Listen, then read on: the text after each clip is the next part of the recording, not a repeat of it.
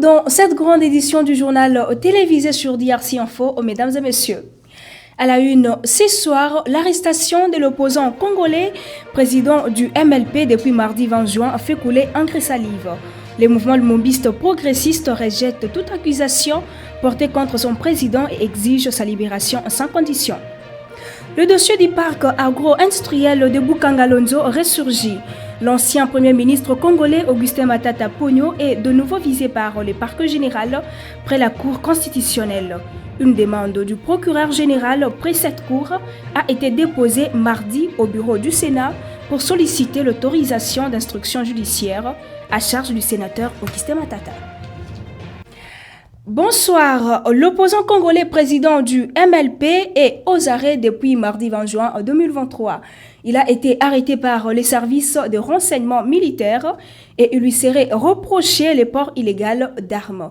Une accusation qui rejette Jules Omokongé, cadre du mouvement lumumbiste progressiste qui exige sa libération sans condition.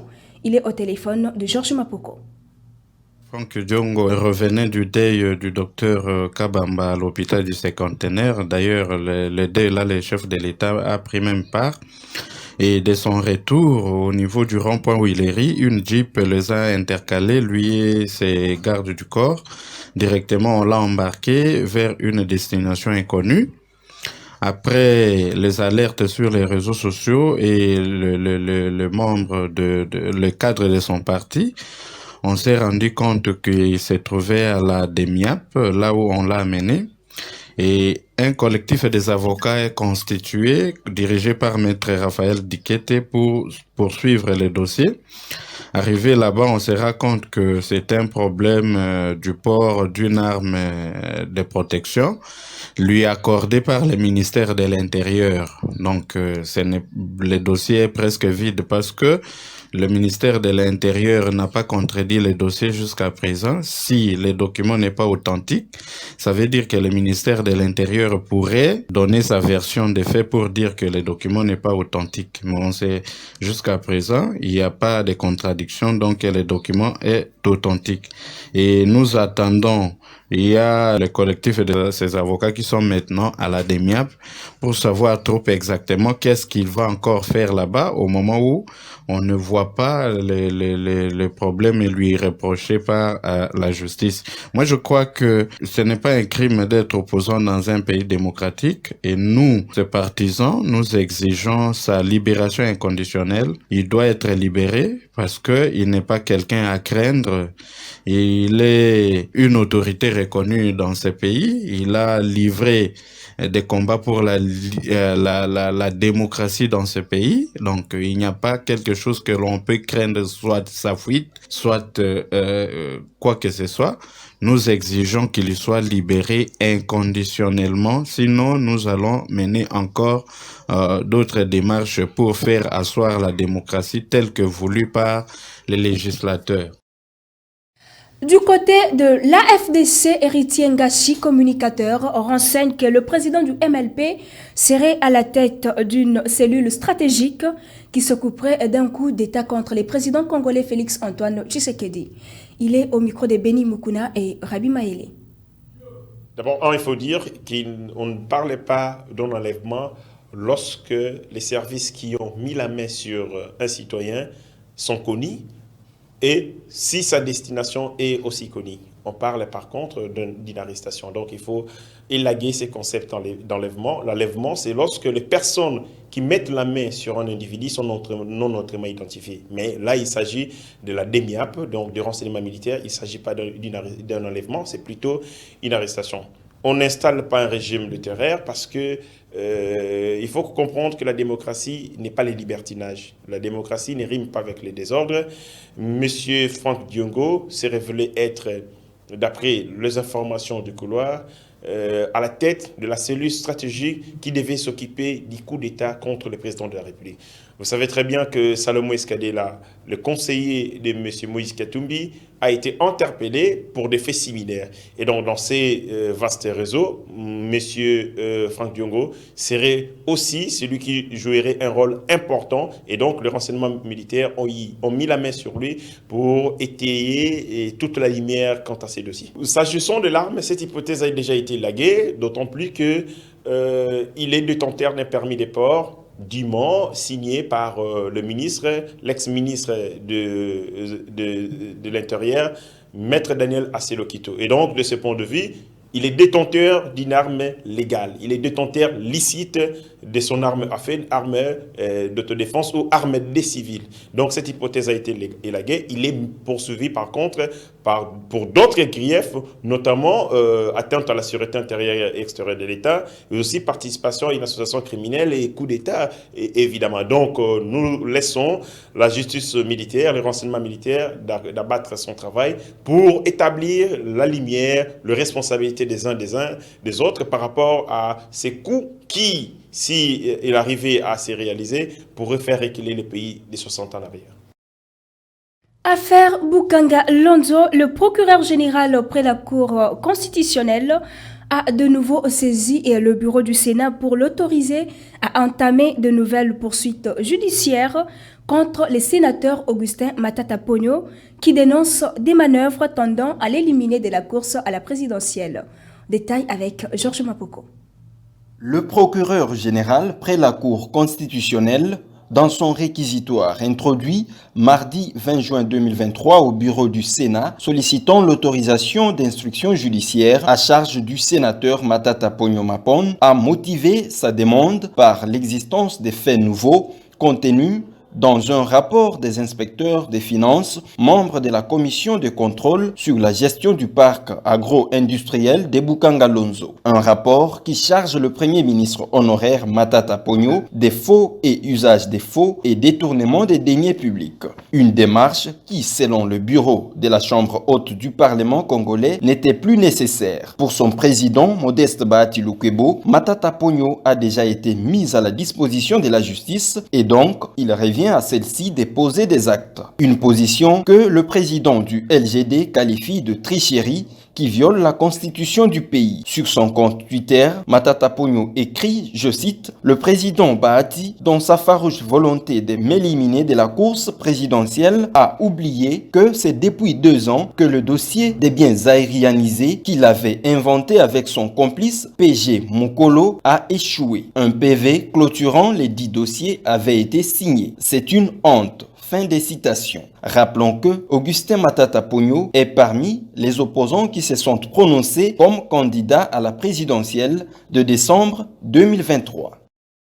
Dans ce même registre, au Trésor Mwamba, cadre de l'UDPS, invite Augustin Matata Pogno à se rendre devant la justice pour présenter ses moyens de défense.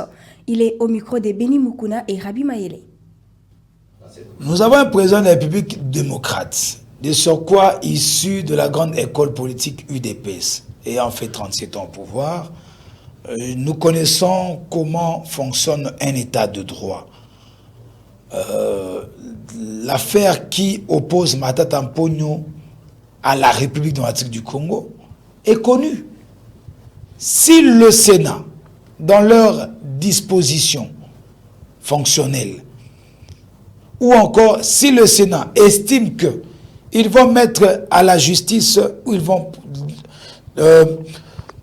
permettre à la justice de mettre au clair. Si M. Matata Pogno, comme il avait tweeté en son temps, qu'il était prêt à affronter la justice congolaise pour démontrer dans ce blanc qu'il n'est pas impliqué dans une forme de détournement des fonds de l'État, mais qu'il prenne le courage de se présenter sans qu'on ait fait pour l'honneur et son image. Je crois que pour avoir été Premier ministre, on n'a pas comme ça à créer des verrouillages où on ne peut pas être questionné sur des questions d'intérêt d'ordre patriotique et national. Je ne suis pas membre de la Cour constitutionnelle. Je crois que si je peux réfléchir en Congolais lambda, je dirais qu'il n'est pas normal qu'il y ait des personnes qui ont eu à gérer la nation et qui n'aient pas de comptes à rendre au peuple congolais. Le régime de Kabila s'était octroyé certains pouvoirs, certains privilèges qui ne sont inexplicables. Et aujourd'hui, nous devons déverrouiller ces genres de verrous. Comment se fait-il quelqu'un qui a été Premier ministre où il y a une disposition qui empêche que l'on puisse s'entendre? qu'on ne puisse pas enquêter sur sa gestion. Soyons sérieux, monsieur. Je pense que, honnêtement, si verrouillage il y a, puisque Madat avait dit qu'il était prêt à affronter la justice, moi je serais heureux qu'il affronte la justice, qu'il puisse démontrer aux Congolais que j'ai été un bon, comme il se déclare, le meilleur Premier ministre de ce pays. S'il y a panique chez lui, c'est qu'il y a anguille sous roche. Et je peux rajouter encore une chose très importante, c'est que notre pays n'a pas besoin des personnes qui jouent au populisme et à l'agitation. En termes politiques, monsieur, madame Apoño peut faire peur à qui? Non, arrêtons d'inventer des choses. C'est vrai que il a le droit de dire ce qu'il veut. Et aussi, il a le droit, le devoir aussi de laisser la justice faire son travail. Du dimanche 18 au mardi 20 juin 2023, Augustin Matata Ponyo, ancien Premier ministre congolais, a séjourné à Bunia, chef-lieu de la province de l'Ituri. Mais que pensent les Ituriens de cette visite de 48 heures à leur côté? Suivez-les dans ce reportage signé Junior Selemani. Au lendemain de la visite de l'ancien Premier ministre Matata Ponyo Mapon au chef-lieu de l'Ituri, des réactions fusent de partout. Après une frange de la population, ce lundi, c'est le tour des partis politiques et membres de communautés de l'Ituri d'analyser la présence de l'homme en cravate rouge dans cette partie du pays. L'Ituri retient une gestion malheureuse. Pourquoi malheureuse? Parce que sous son règne, il n'a pas réussi à booster le développement dans la province de l'Ituri. Il n'a pas réussi à rétablir la paix dans la province de l'Ituri. C'est aujourd'hui, pendant qu'il n'est pas à la commande des choses, c'est aujourd'hui, pendant qu'il n'est pas à la gestion des choses, qu'il peut donner un ouf de soulagement pour la population de l'Ituri. Je dirais tout simplement c'est une moquerie qu'il est venu faire dans la province de l'Ituri. Si j'ai retenu quelque chose de lui à travers ses actions à Maniema, il a fait pas mal de choses. D'abord, il y a une université Mapon. Il a asphalté pas mal d'avenues. Il a aussi construit un stade de football. Maintenant, si je retourne mon esprit ici chez nous en Ituri, je ne vois vraiment pas ce qui peut être cité ou montré que voilà, ça c'est le passé de Matata Ponyo en Ituri quand il fut Premier ministre de ce pays. Lui, il était Premier ministre de ce pays. Mais depuis qu'il a accédé à ses postes, à ses pouvoirs, il n'a jamais foulé le sol de l'Ituri. Et aujourd'hui, je suis vu comme tout le monde qu'il est candidat à l'élection présidentielle de décembre 2023. C'est ce qui justifie son arrivée ici. Est-ce qu'il vient juste chercher des voix, chercher l'électorat en province de l'Ituri? Pourquoi pas, quand il était Premier ministre, pourquoi il n'est pas-il arrivé? Alors, que les jeunes ne se laissent plus. L'heure n'est plus à cela. Nous voulons tous nous ranger derrière le chef de l'État pour que notre République démocratique du Congo puisse retrouver sa place, retrouver la paix. Rappelons que c'est depuis ce dimanche que le président national du parti politique Leadership et Gouvernance pour le Développement séjourne au chef-lieu de l'Ituri sous l'état de siège où les autorités politico-militaires, à la tête le chef de l'État Félix Antoine Tshisekedi Tshilombo, fait tout à fond pour la restauration de la paix et le développement de la province en général, en particulier la ville de Bunia. Contrairement aux années précédentes, avant l'arrivée des officiers militaires et policiers aux commandes qui créent du jour au jour l'espoir et le bien-être de la population iturienne. Changeons de chapitre à présent. Le président congolais Félix Antoine Tshisekedi a reçu en audience mardi 20 juin 2023 Victoria Kwakwa, vice-présidente de la Banque mondiale pour l'Afrique de l'Est et australe. Objectif, faire le suivi de projets de la Banque dans les secteurs de l'éducation, infrastructure, environnement et santé. Suivez. La vice-présidente de la Banque mondiale pour l'Afrique de l'Est et australe est en mission de travail à Kinshasa du 17 au 24 juin 2023. Ce mardi, en début d'après-midi à la Cité de l'Union africaine, Madame Victoria Kwakwa a échangé avec le président de la République Félix-Antoine Tshisekedi Tshilombo sur le renforcement de l'impact des interventions de son institution dans les projets de développement à impact visible sur la population. On a discuté de le partenariat entre la Banque mondiale et la RDC. C'est un partenariat qui est en train d'accroître et on a discuté de moyens pour s'assurer que tout le projet que nous sommes en train de financer vraiment va aboutir à des résultats vraiment importants pour le pays. La République démocratique du Congo fait face à une situation complexe marquée par des conflits armés lui imposés par son voisin le Rwanda, situation qui, dans une certaine mesure, rend sa croissance économique fragile. Ainsi, pour appuyer les efforts de stabilisation et de développement de la RDC, le Conseil des administrateurs du groupe de la Banque mondiale avait approuvé l'année dernière un nouveau cadre de partenariat pays pour la période de 2022-2026. Cet instrument soutient les priorités stratégiques de son gouvernement et les réformes importantes en matière de gouvernance. 48 heures après leur victoire face au Gabon, face aux Panthères du Gabon, les léopards de la République démocratique du Congo ont été reçus par le président Félix Antoine Tshisekedi. Images et commentaires. Il a suffi d'un corner bien tiré par Arthur Maswaku que Aaron Chibola a surpris le portier gabonais à la 34e minute de jeu et d'une action en solo de Fiston Mayele pour clore tout suspense d'une frappe victorieuse. C'est avec ce sacre de 2-0, un succès de haute importance pour les léopards de la République démocratique du Congo qui a fait exulter la population tout entière le dimanche 18 juin, reprenant ainsi la tête du groupe avec 7 points. Une joie partagée par le premier des supporters congolais à travers ce cocktail offert aux joueurs et à leur staff fraîchement venus de Franceville. À travers ce geste, le président de la République Félix Antoine Tshisekedi Tshilombo a voulu encourager ces jeunes vaillants à faire mieux pour honorer la nation tout entière. Football béton. Merci, vous méritez vraiment des félicitations de la nation. Un exploit qui donne l'occasion aux 11 nationales de se relancer complètement dans la course à la qualification à la CAN 2024. Tout reste à faire dans ce groupe où aucune équipe n'est encore qualifiée ou éliminée avant la dernière journée. Pour François Kaboulot, ministre de tutelle, ce geste du président de la République a véritablement marqué les joueurs. Le président de la République, qui est le garant de la nation, voulait remercier de vive voix les léopards qui ont mouillé le maillot pour que nous puissions retrouver la compétition et susciter les espoirs pour la prochaine qualification. Donc l'engagement est total de la part du gouvernement de la République et c'est pour ça que le président a organisé cette manifestation pour honorer nos fauves et pour remercier le peuple congolais qui s'est mobilisé derrière notre équipe.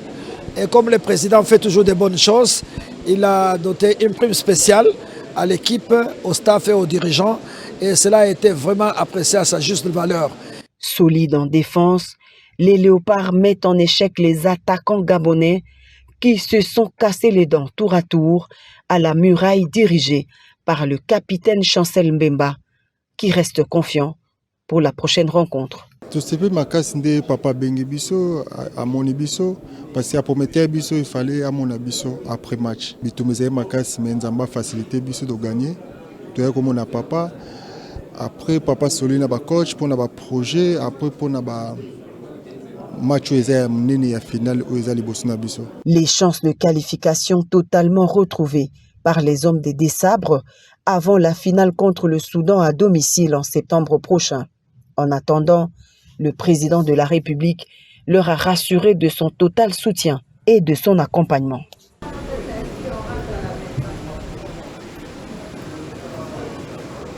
Le monde entier célèbre le 21 juin de chaque année la fête de la musique. Pour cette année, le thème retenu est l'intergénérationnalité. Les détails avec Herbie Joseph Tezo.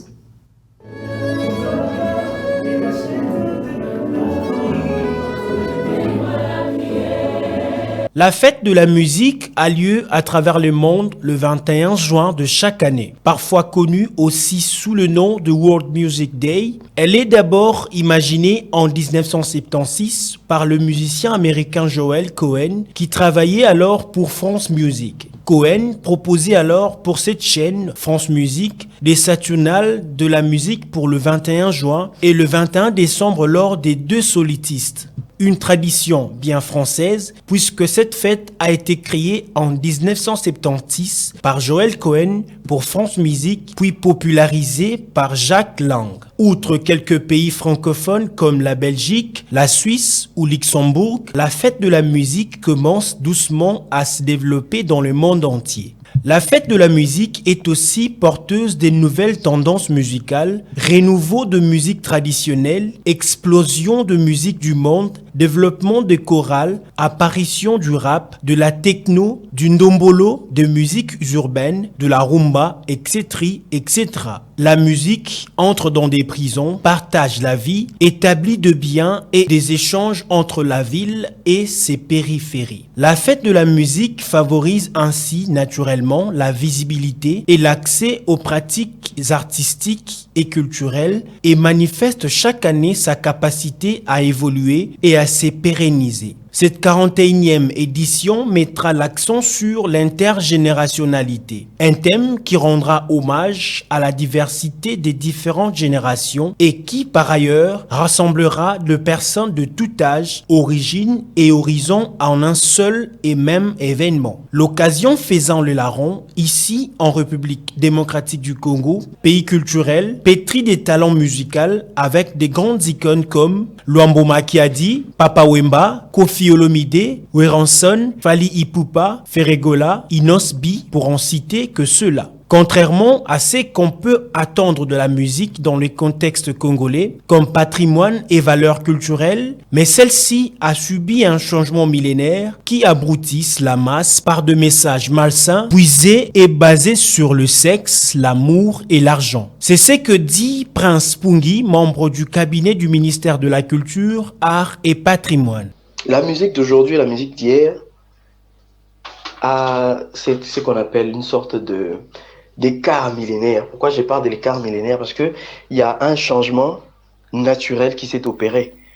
La musique d'aujourd'hui est beaucoup plus basée sur le sexe, sur l'argent et sur des futilités qui ne produisent rien, mais qui font rêver. Et ce sont des rêves qui n'ont pas de route, qui n'ont pas de sens, des rêves qui sont pratiquement irréalisables. Au niveau local, notamment en RDC, il y a ces changements. Il y a quelques années de cela, la musique, quand ça parlait de l'amour, ça éduquait. Quand ça parlait du sexe, c'était pour éduquer, pour apprendre. Mais aujourd'hui, quand ça parle de l'amour, c'est pour au fait détruire certaines mœurs. Et quand ça parle du sexe, c'est encore pire. Et actuellement, il faudrait comprendre que avec la venue de technologies, de l'information et de la communication, la musique devrait se placer au centre même de la communication. Une communication de masse qui permet l'élévation collective même de conscience. Et c'est ça que nous devrions comprendre. Pour rappel, cette année, le monde célèbre le 41 ans de la musique, une édition qui donne l'occasion aux amoureux de la musique de revenir aux fondamentaux de la musique, de mettre l'accent sur le principe qui ont présidé à sa création. Un événement festif, populaire et spontané qui s'adresse à tous les mélomanes de tout âge de se retrouver afin de partager ces moments de plaisir et de découverte. En somme, comme par sa définition, la musique est l'art de combiner les sons d'une manière agréable à l'oreille. Nous pouvons que souhaiter bonne fête de la musique à toutes et à tous.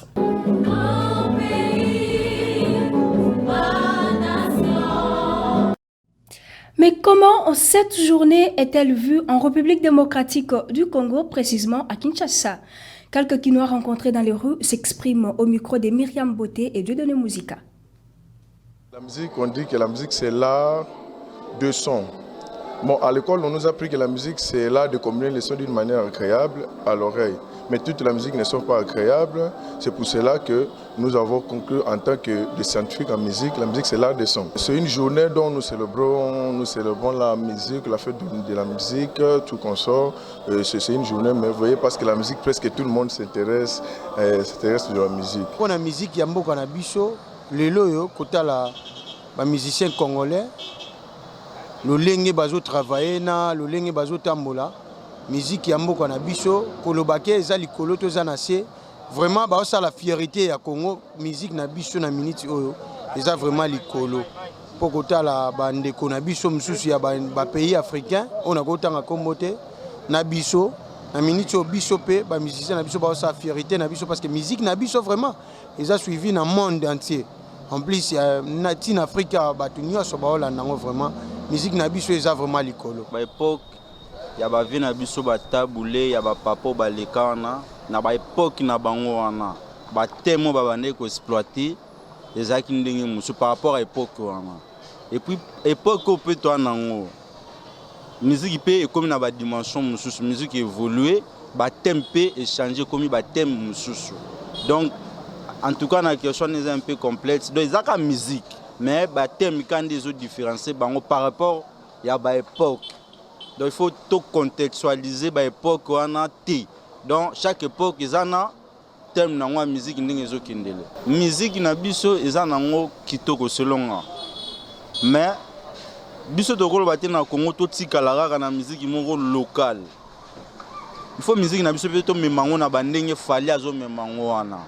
Po baza mingi te baroza mi balé to misato ba mi maman musique yango na ba standard européen américain tel que fali a mi maman na moi ndenge moi bien to ba te ka rumba oui rumba eza culture na biso za pinza donc loko ya biso mais il faut qu'on me mama pe na mu pepe wana za mondial et mu pepe wana za mondial pour ça la paix bien pour bimisa pe identité na biso mais rumba pe eza na kati. En fait, c'est la fête de la musique, mais il y a un problème avec notre pays. Vous voyez, nous avons à chaque année des talents qui sortent de notre pays. Et notre pays est l'un des pays les plus propulsés de la musique. Donc en Afrique, si on peut compter le pays qui ont plus de musiciens, la RDC y situe. Mais le problème est que l'industrie musicale de la RDC n'a pas de soutien. Donc en quelque sorte, le ministre de la Culture congolaise, il doit vraiment se focaliser sur ces domaines.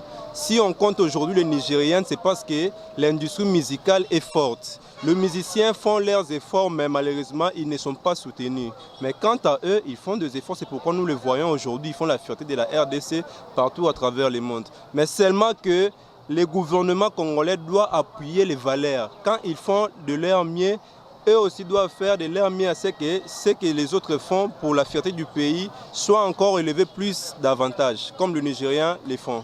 Donc c'est ce que je peux dire pour la fête de la musique. Mais sinon, la musique a évolué parce qu'avant on voyait que la rumba, mais aujourd'hui on a vu plusieurs types de talents apporter plusieurs styles en quelque sorte. Il y a l'afro, il y a tout ce qu'on peut voir aujourd'hui. Donc il y a eu de l'évolution de la musique congolaise, seulement qu'il n'y a pas d'appui. C'est ce que je peux dire vraiment de la musique. Mais je souhaite bonne fête en tout cas à tous les musiciens et tous les fans de la musique. C'est par cette note, mesdames et messieurs, que nous mettons fin à ce journal. Place au rappel des titres. L'arrestation de l'opposant congolais président du MLP est depuis hier mardi fait couler encre et salive. Le mouvement lumumbiste progressiste rejette toute accusation portée contre son président et exige sa libération sans condition. Le dossier du parc agro-industriel de Bukangalonzo ressurgit.